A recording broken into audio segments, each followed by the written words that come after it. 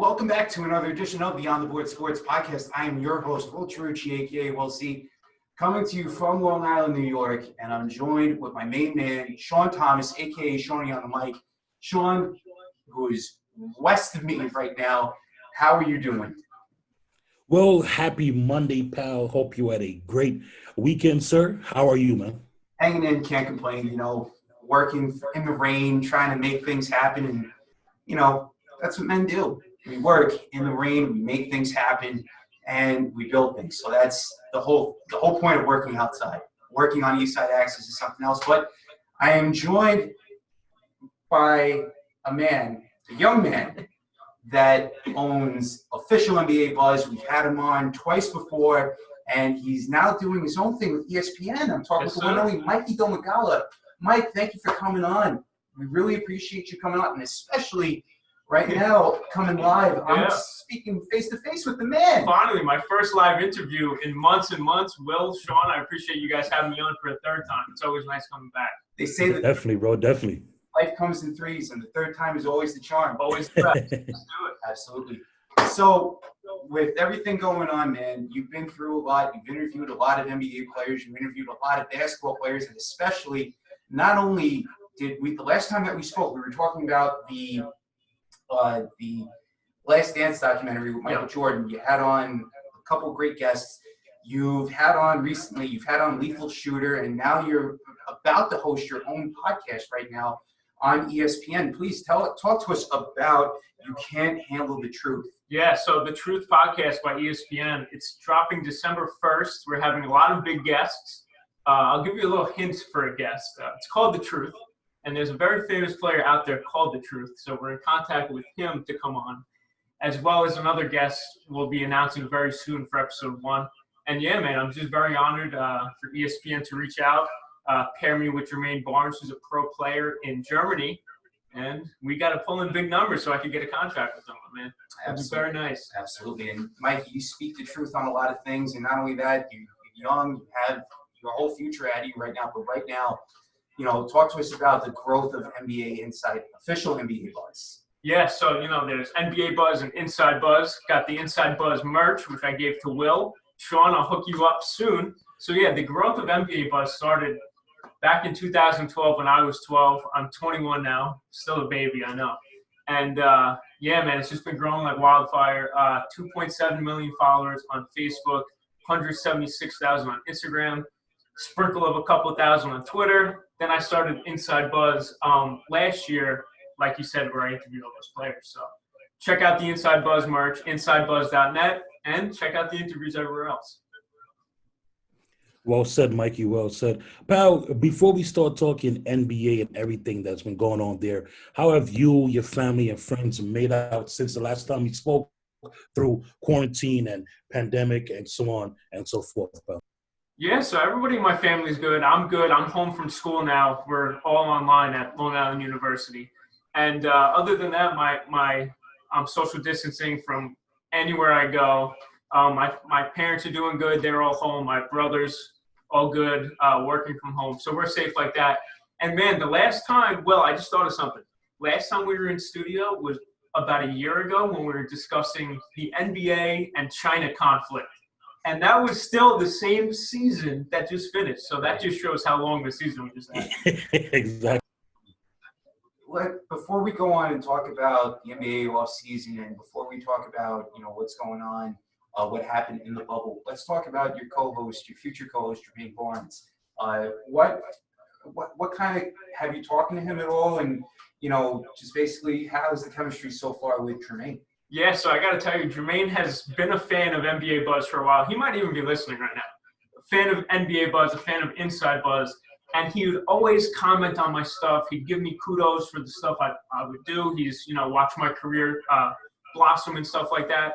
So when ESPN came knocking and he had to connect first, he needed someone to be his co-host. So I'm younger than he is, not calling him an old man if he's listening, but more technologically advanced. I know how to edit, do all the technological stuff, as well as how to host a show. And I have the connections, the following behind me. So that's how we really paired. And yeah, man, we're really growing a relationship. And it's going to be great. December 1st launching on ESPN. Mikey, awesome job. Me, Will, and everyone cannot wait to listen to it, pal, and we wish you the best with that.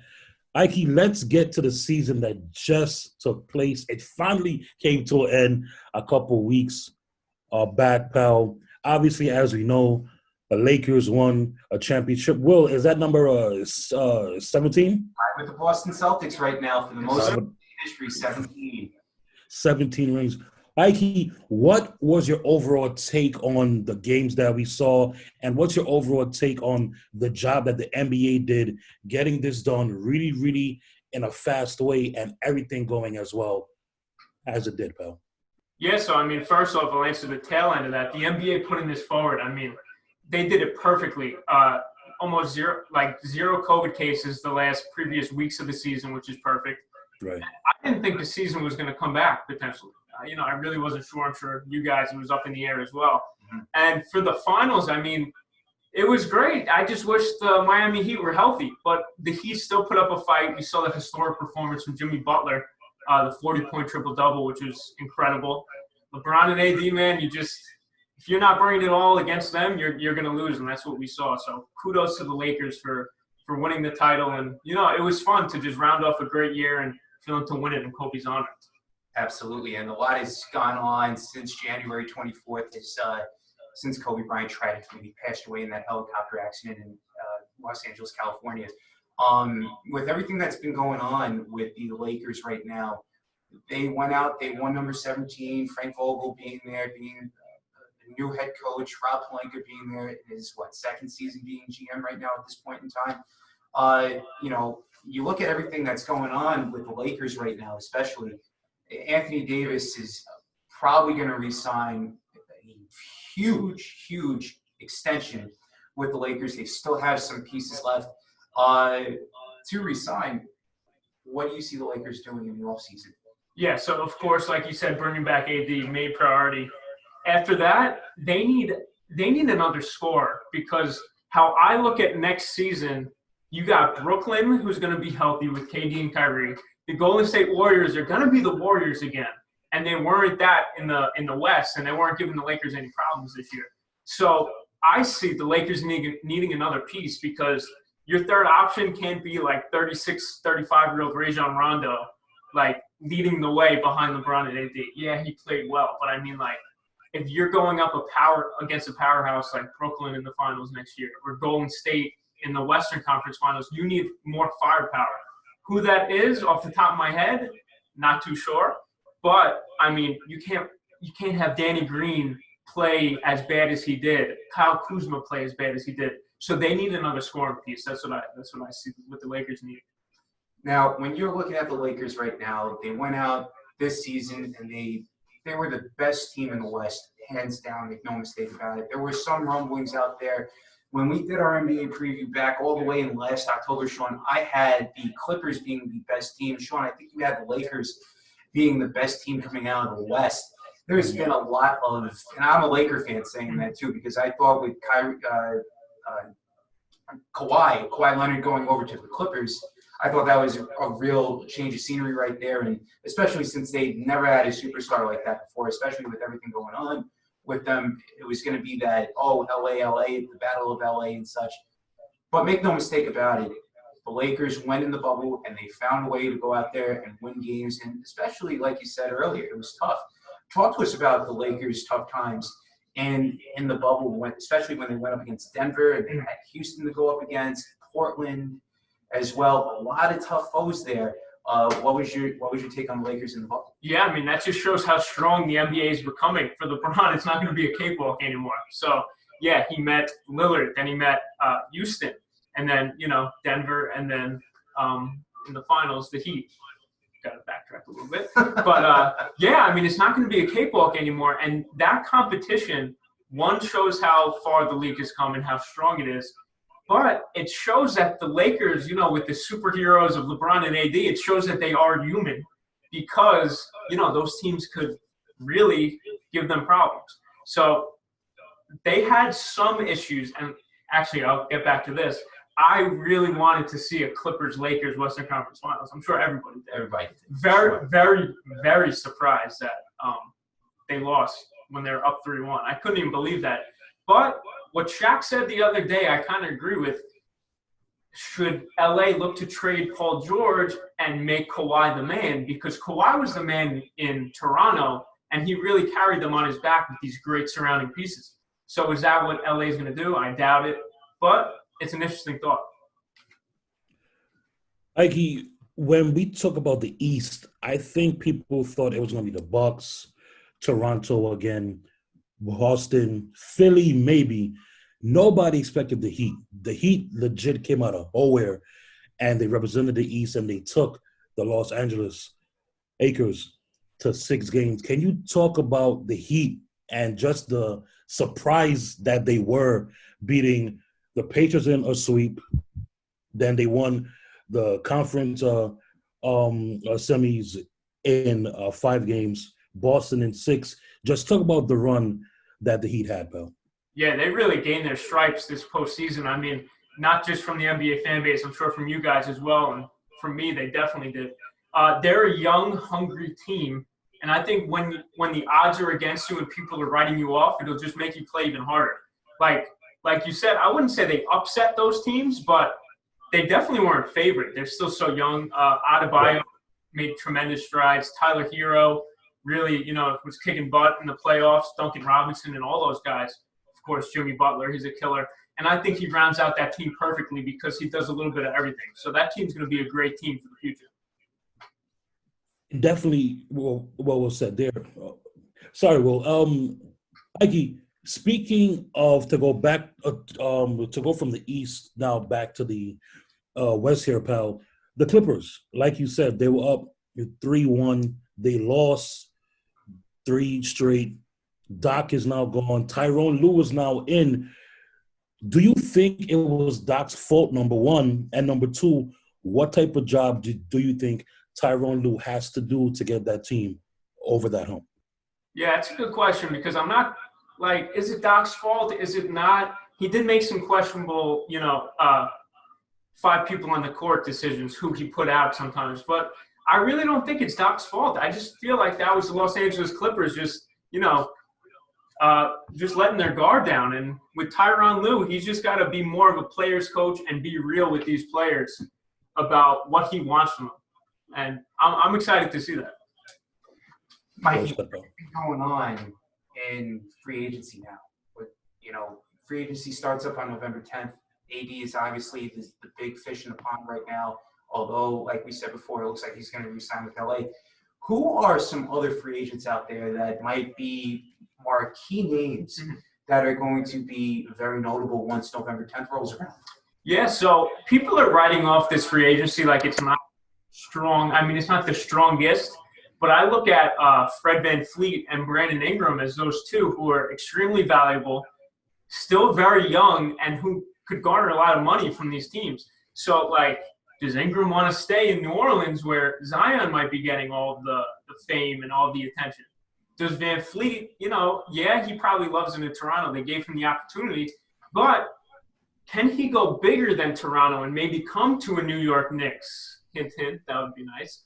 And really blossom there and really get paid more than Toronto could potentially pay him. So I look at Ingram and VanVleet as 2 guys who are up there. And Brandon Ingram's going to be a restricted free agent. Yeah. So whoever's going to sign Brandon Ingram's got to go up and sign a lot of money, and they're going to have to throw out a lot of draft picks. And hopefully New Orleans might not want to re-sign, but they might look at the draft capital and say, it's a lot of picks. Exactly. So that'll be interesting.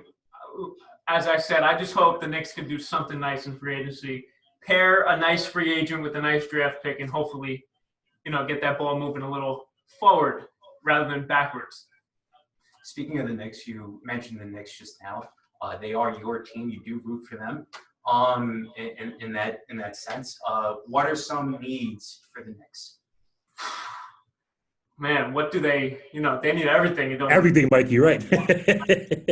Other than R.J. Barrett and Mitchell Robinson, it feels like there's no bright spots. I had faith in Julius Randle to be this sick power forward for us, and he just kind of didn't live up to the potential I thought he had. So I thought bringing in some more veterans. So maybe people are saying Chris Paul. I would love Chris Paul it's just 3 years too late. I mean, he's like 34, 35 now. There's no point of really signing him to a lot of money. So I think a young player in free agency, possibly a Van Fleet, make a good draft pick, and then get a veteran in there who could, score the ball a little bit would be nice for them.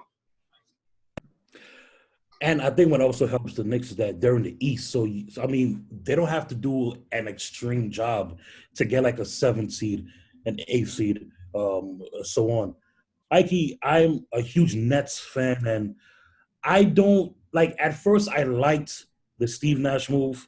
Now that I've had some time to think about it and read about it, not so much. So, number one, what was your take when you heard that Steve Nash was going to be the coach, and what is your expectation with a healthy KD, a healthy Kyrie coming into the 2020-2021 year for this team, Bell?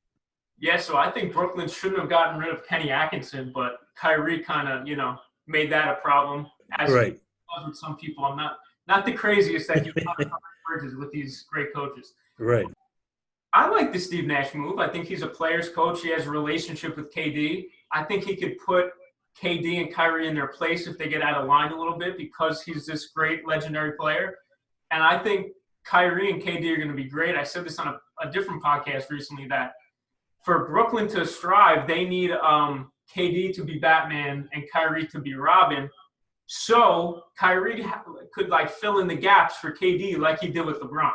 So I see them being the number 1 seed in the East and possibly making it to the finals if they stay healthy because they got great players around them too. Karis LeVert, Joe Harris, Spencer Dinwiddie, and the center I can't think of with the afro, Jared Allen. So, I see them making noise in the East. Do you think they should make a trade for a 3rd star because that's the thing now? Oh, they should get Bradley Beal or someone that's worth being a quote-unquote 3rd star. Do you think they should go out and try and get a guy like him, or do you think they should just stand pat, make some smaller moves, and just play like that? I think if they were, the move would be Beal. I mean, he's kind of on the fence about leaving. If he's going to stay, he's kind of been telling the media different things. But I think leaving Karis LeVert, who's still young enough to be that 3rd star, is where it should be. I mean, I love Dinwiddie, but him and LeVert, they might clash a little bit for touches, for minutes. Right. Oh, I'm getting this many, you're getting that many. Why aren't I getting, whatever. So I think they should maybe try to flip Dinwiddie because he has good value. He's a really good scorer for other bench pieces to put around LeVert, Allen, and Harris off the bench. Speaking of Brooklyn right now, Joe Tsai, with everything going on with him, he bought the Nets. No, it was really an under-the-radar type of move. I never even heard of this guy, Joe Tsai, up until last season. I always thought that Prokhorov was still the owner in that sense. They go out, they sign KD, they go out and they sign Kyrie Irving. With everything going on, I know you just said that they're going to be that number 1 seed, but in that New York Mecca, with the Knicks being right across the river, even though they've been bad for years, now that you're going to have this draw, you have this new arena in Barclays, even though it's still somewhat new. It's been 8 years since it opened up. Do you see the Nets at all just becoming this bigger draw than the Knicks were? Right I got to tell you, they are to basketball fans, but I think to tourists, the Knicks still are because they're right in the heart of the city where all the tourist, attractions are. Like, if a foreigner comes to New York, we got to hit Times Square, we got to hit the tree in the winter. We got to hit a Knicks game as well, rather than travel to Brooklyn, uncharted territory to a foreigner potentially. Right. So in basketball terms, it's the Nets. I mean, I would go watch a Nets game other than a Knicks game. And I'm a Knicks fan, and I'm saying that just because the draw of Kyrie and KD are there. Of course. But, I mean, I wish they could have came to the Knicks because I'm a little biased. But it is good for the city of New York for them to be in Brooklyn, to get these two huge superstars right, what are we, 25 miles away from Brooklyn right now? So it's nice to have them nice and close. And it'll be an exciting year. Mikey, with everything going on, I'm glad you just mentioned KD and Kyrie going over. One guy that everybody had last season was Zion.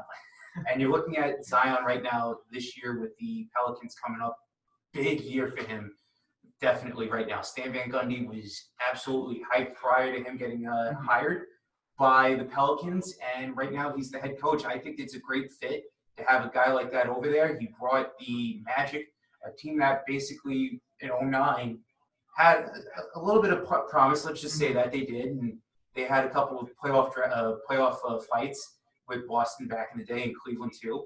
But make no mistake about it, Stan Van Gundy is not afraid, and he has that basketball knowledge. He knows how to go out there and build teams up to that extent.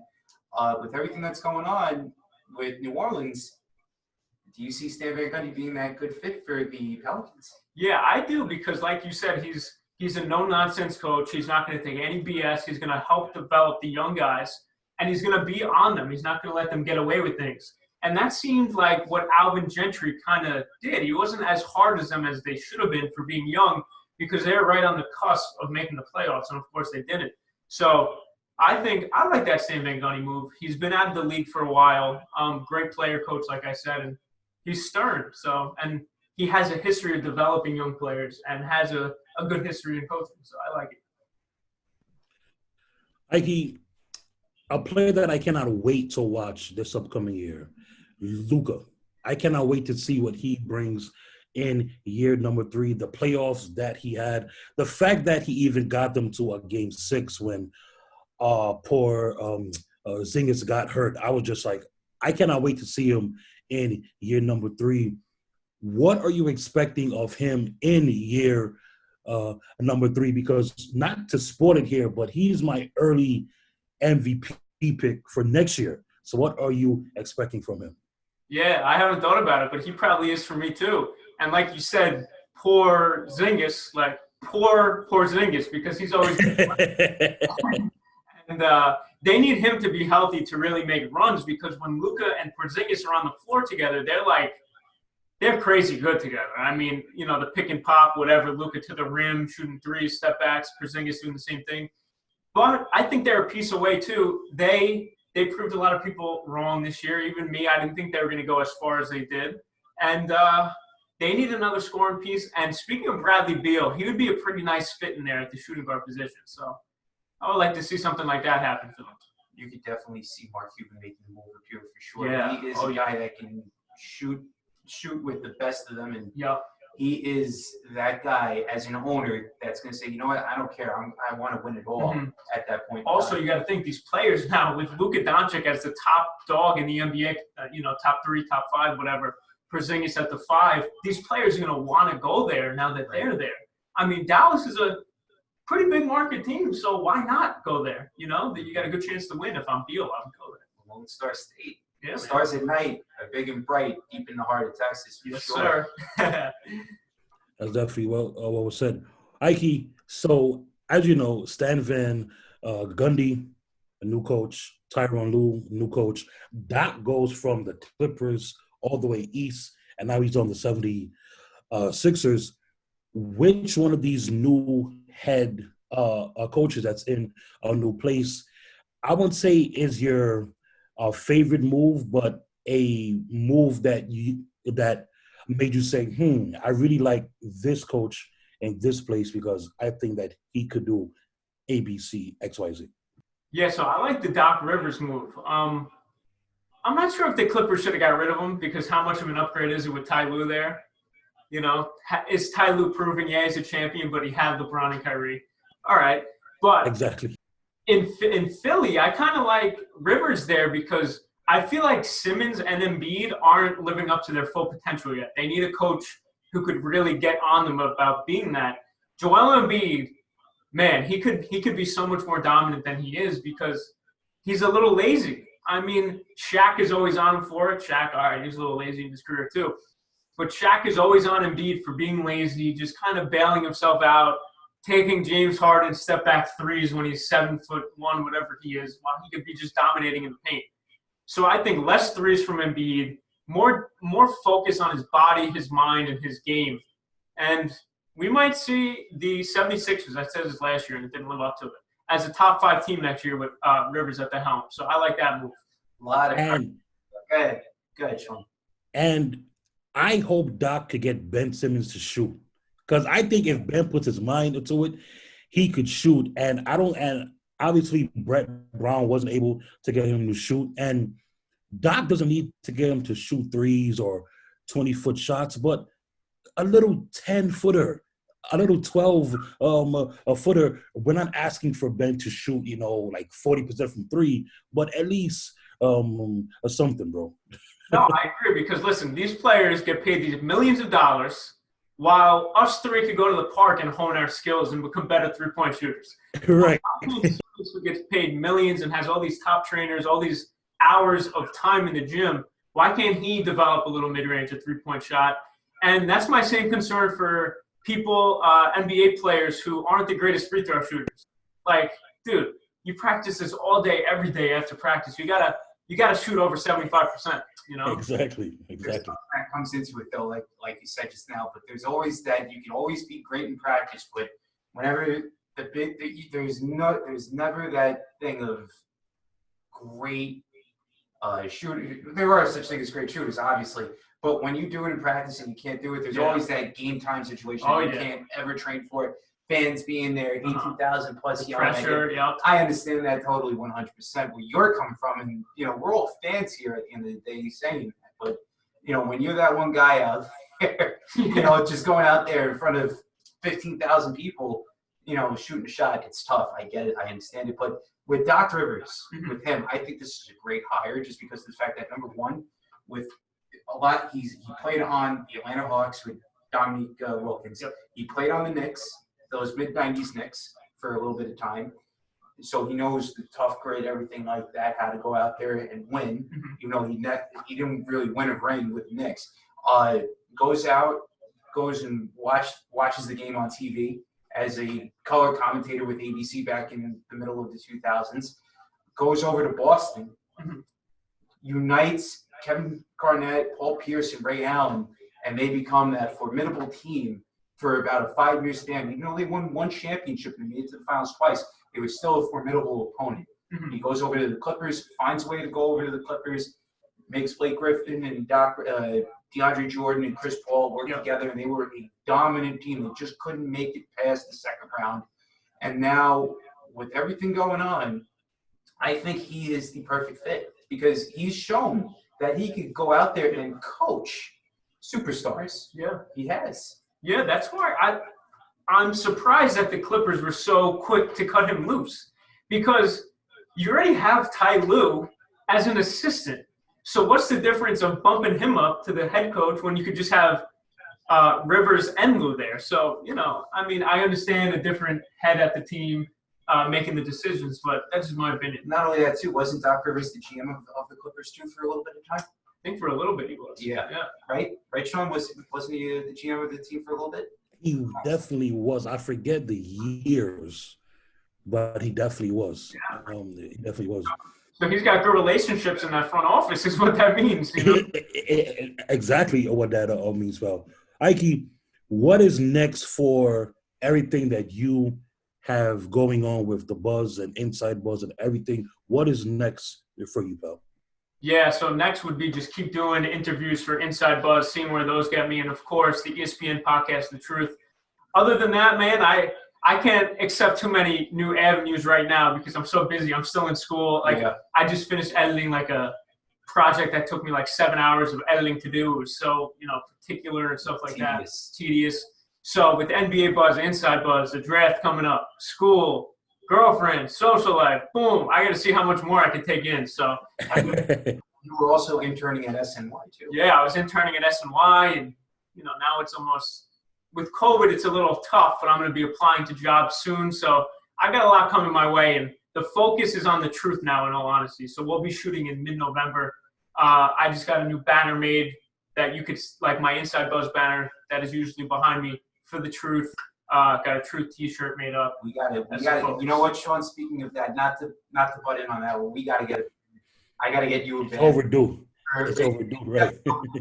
Yeah, I got a good connect right a half a mile from me in Plainview, right off the 135. I can hook you up. Good to know. We'll talk after.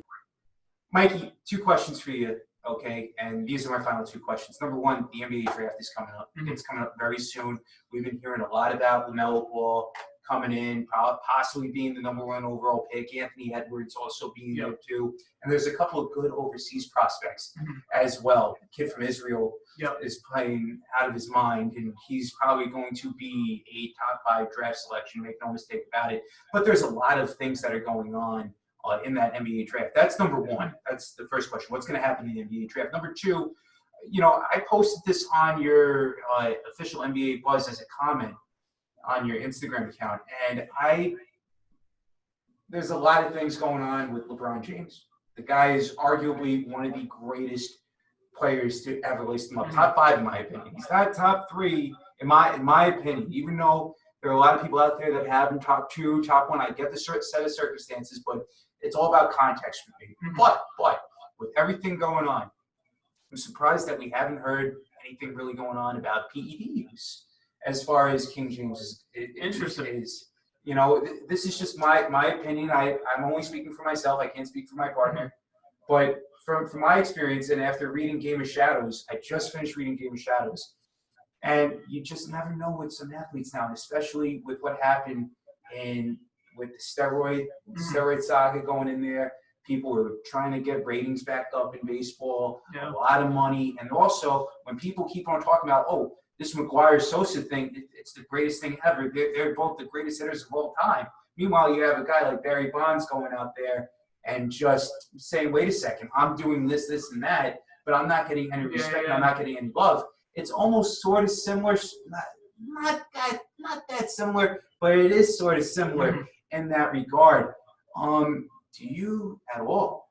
Would you be shocked if LeBron James took HGH or any sort of under the counter stuff? Yeah, I'm not gonna lie, I would be shocked. And listen, I don't know LeBron, I don't know his people, so I can't go and say, yeah, he is, or no, he's not. Right. So yeah, we could speculate because not too many people really thought about Sosa back then as doing it. Right. I mean, McGuire is this huge jacked up dude, Bonds as well, but Sosa maybe not.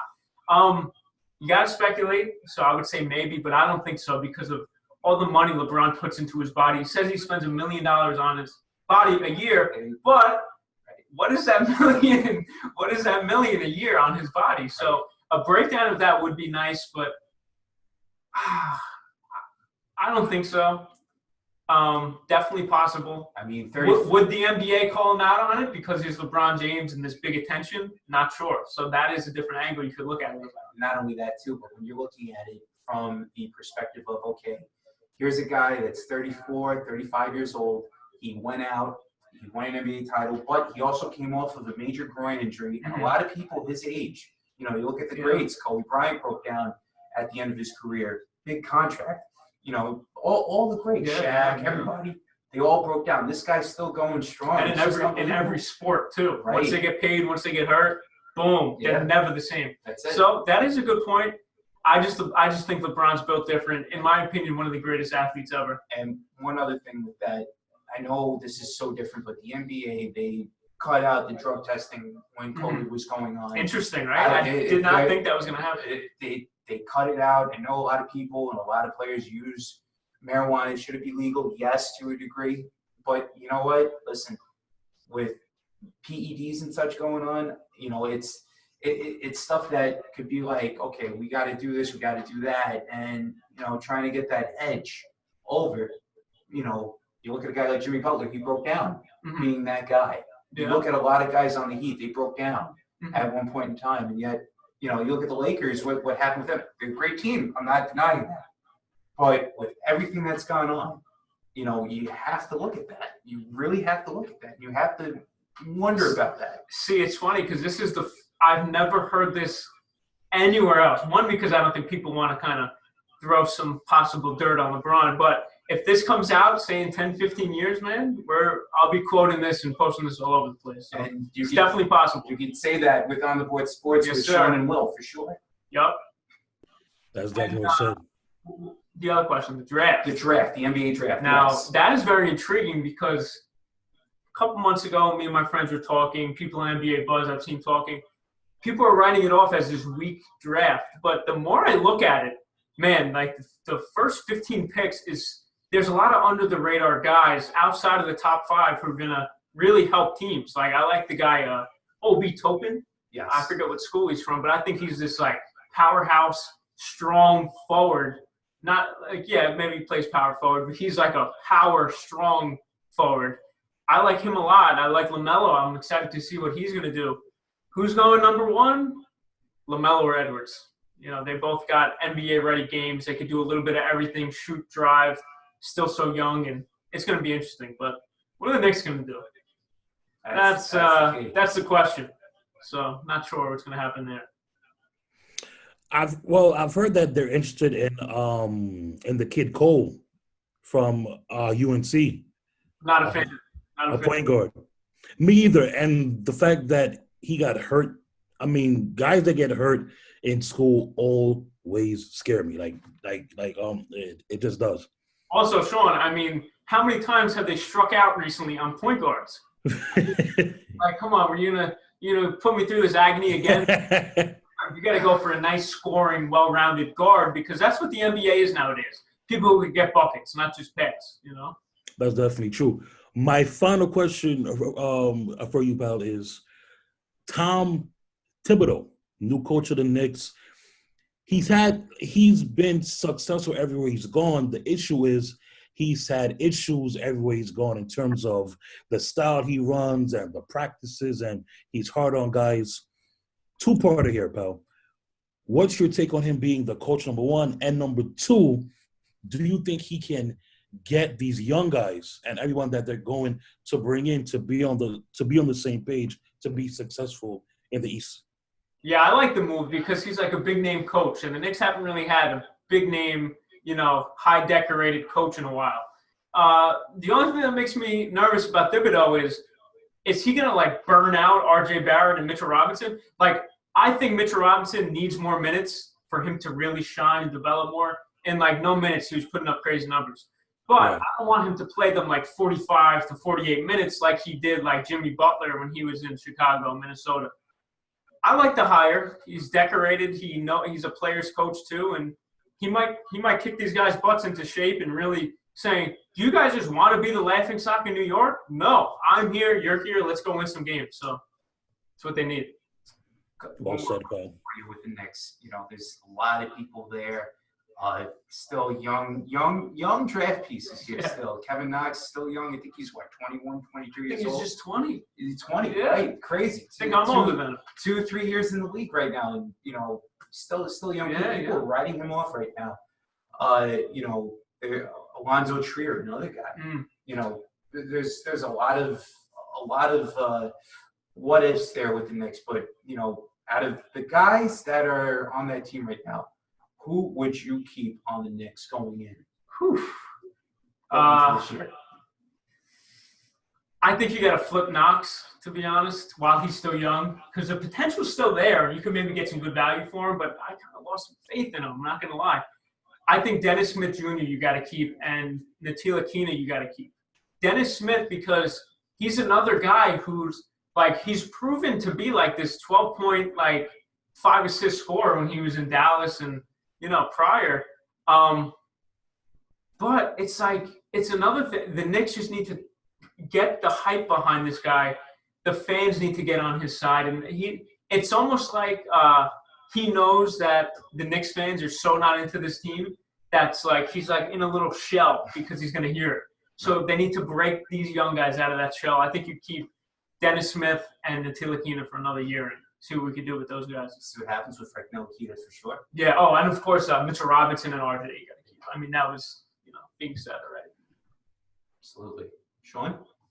Well, I just want to thank Mikey for coming on, and I cannot wait for free agency because I'm going to be checking my phone 24/7 to see if the Nets make a big move, a small move, a big move, and a small move, and everything in between. So, Mikey, appreciate you, pal. Mikey, before we go, man, how do the people follow you, and how do the people follow Inside Goes with Mikey Domagala? Yeah, so on social media. Yeah, I got a lot of ads to drop, but follow me on Instagram at Mikey Domagala, NBA Buzz on Facebook, official NBA Buzz on Instagram and Twitter, at Inside_Buzz on Instagram for Inside Buzz. Check Inside Buzz out on YouTube, Spotify, Apple Music, anywhere you could hear podcasts. And of course, the On the Board Sports Podcast. Will, Sean, thank you as always for having me. It's a pleasure. I love the drop at the end, man. Yeah, Thank you so much. Yes, Really sir. appreciate it. A visual fist pump, Mikey. Little Wi-Fi. A little air high five. Air high five, right. Off the leg, but it's all right. Mikey, again, I appreciate it. Sean, we appreciate you coming on. And, you know, we got to make this happen again. This time, Sean, you got to be here live. We got to do I promise I will. We got to do it somewhere socially distant, obviously, but, you know, do it to the I don't think we're 6 feet, Will. Listen, Gotta be in the camera frame. It's so that's good. it. That's it, man. Mikey, thank you again for coming on. We really appreciate it, but anytime. All right, guys. Thanks a lot. Thanks for having me on location, man. No problem, man. For everybody from the On the Board Sports Podcast, for my wonderful co-host, Sean Thomas, a.k.a. Shawnee on the mic, who is west of me in Queens right now, and for the great Mikey Domagala of Inside Buzz and official NBA Buzz, along with The Truth. Yep. Truth Podcast on Truth ESPN. Podcast on ESPN. That's going to be coming out soon. Check your podcast app for that coming out. Going to be a big hit, a big sensation. And the future's bright for this young man. I got to tell you that. The future is bright for this young man here. And for everybody that's listening, just want to say thank you. And for the Instagram Live, this is the first time we've done an Instagram Live on the On the Board Sports Podcast. Thank you guys out there for tuning in and listening. We really appreciate you. I am your host, Will Trucci, logging out. We will talk to you guys soon. Peace out. Stay safe wherever you may be. And God bless you all. Stay safe.